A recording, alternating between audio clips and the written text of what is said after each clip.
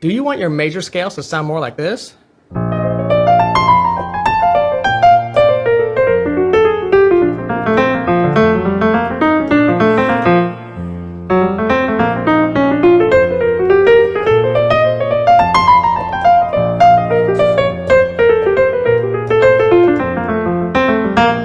Now, I know what some of you may be thinking. Well, you're not just using the major scale, you're using all the other notes. Well, here's the thing. I'm thinking purely of the B flat major scale.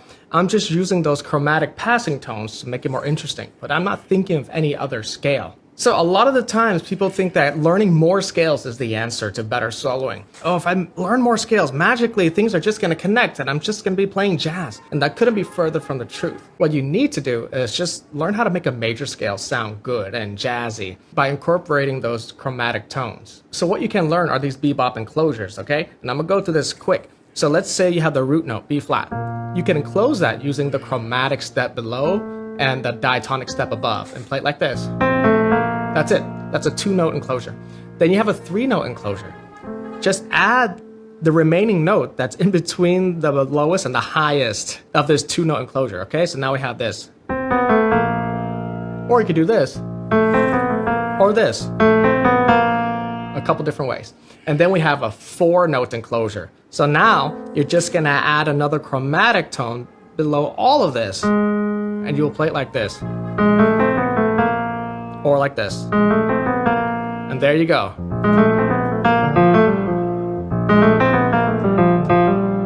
It's going to look a little bit different for each chord tone, but you want to know how to do this for every chord tone. For example, the third is going to look like this for the 2-note. Okay? Because the chromatic step above is also the diatonic step above. So if we want to add that third note for the 3-note enclosure, we don't have space in between the lower and the higher notes here. So you add a chromatic step below. And now we get this. Or just, okay? And then if you want to do a 4-note, you add a chromatic step below all of that. Okay? So now we have this.